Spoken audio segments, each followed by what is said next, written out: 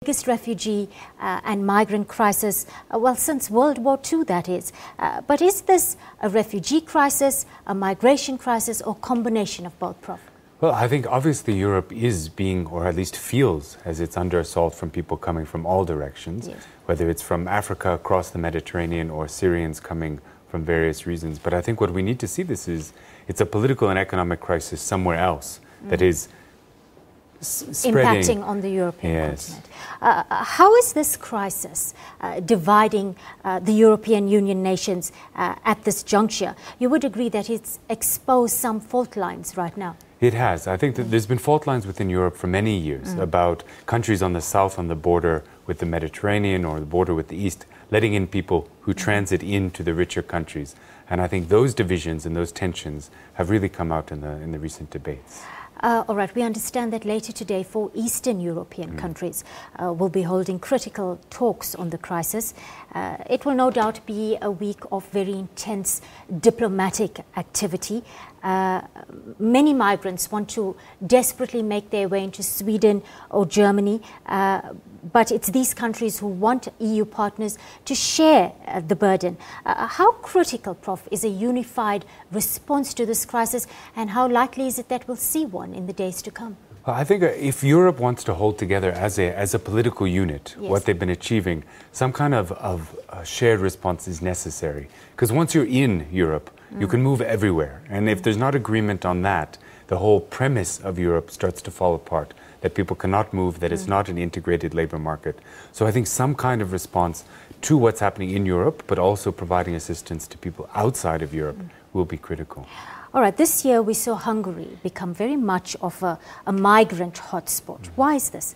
Well, Hungary is on the border with countries that are outside of the European Union. So people are flowing freely towards Hungary, and it's Hungary who's now saying, look, we can't let more people in. They're under pressure from Germany, from other countries to hold the flow. And they're behaving in ways that are not necessarily in line with European popular opinion and also law. So it's a controversial area, but it's the hotspot for a much bigger question. All right, we've seen a very fierce Hungarian clampdown at work right now. Razor wire fences, more police at the border posts, and the Hungarian government saying that very few, a few hundred asylum seekers' applications will be processed right now. But that fence has already been breached, and many people will just loop around to cross through Hungary's unguarded borders with Croatia and Romania.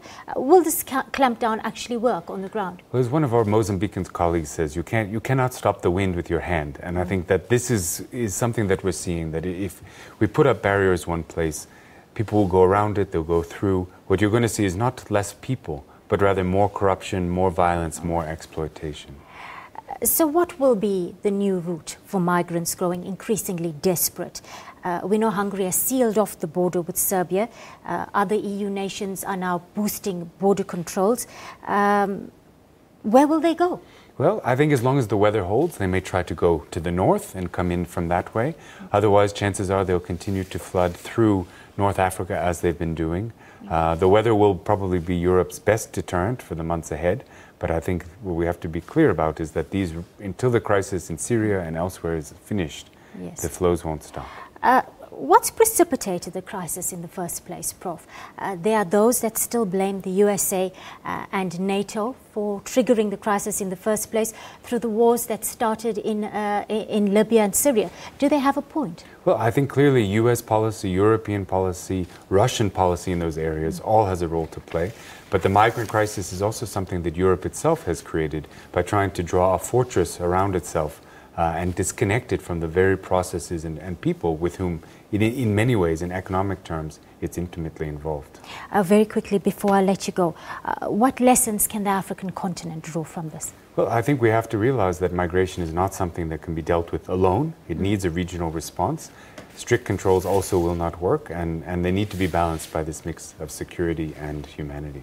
Thank you, Prof, for sharing your insights with us on the PM News Desk. It's been a pleasure chatting to you again. That was Professor Loren Landau, the South African Research Chair in Mobility and the Politics of Difference.